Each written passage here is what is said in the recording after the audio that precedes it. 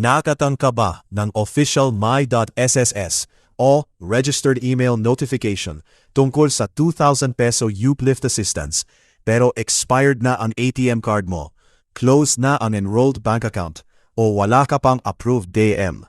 Magkaiba ang sagot sa bawat sitwasyon, kaya isa-isahin natin ng malinaw. Ang UPLIFT Group 3 ay para sa mga piniling low-income SSS members at ang assistance ay kinocredit sa disbursement account na nasa SSS record. Ang DAEM ay payment destination lamang. Hindi ito application form at hindi nito automatikong ginagawang qualified ang isang member. Unang sitwasyon, expired ang physical ATM card pero hindi mo alam kung active pa ang bank account. Tandaan, magkaiba ang card expiration at account closure. Kapag card lang ang expired, maaaring active pa rin ang deposit account at maaari pa rin pumasok ang credit. Pero huwag manghula, tawagan o puntahan ang bangko at itanong kung active ang account. Tumatanggap pa ito ng incoming credits at wala bang restriction o dormancy issue.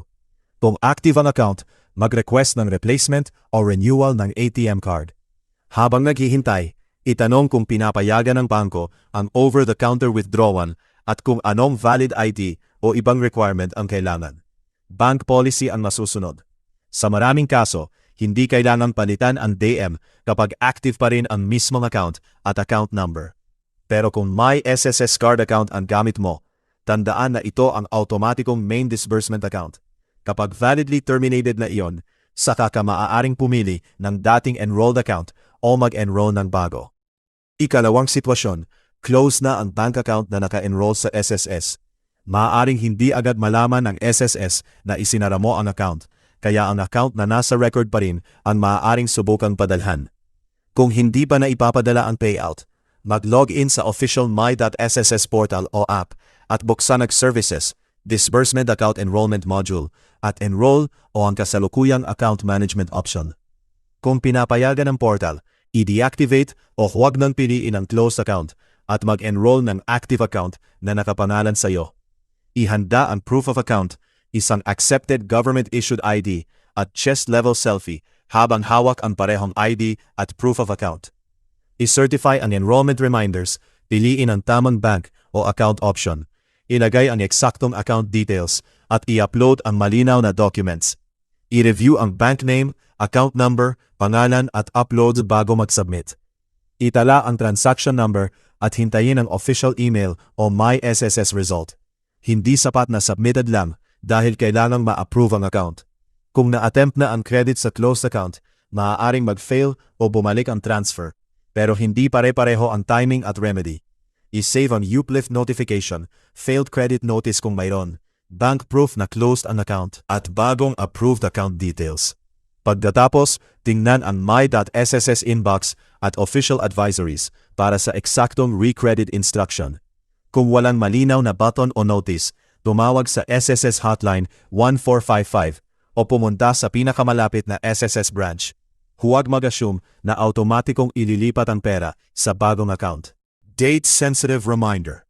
Sa review na ginawa noong August 14, 2026, lumampas na ang reported August 11 deadline para sa ilang failed July credits. Kung apektado ka, huwag sundin ang lumang maghintay lang advice. I-check agad ang current My.SSS notice at makipag-ugnayan sa SSS para sa case-specific instruction.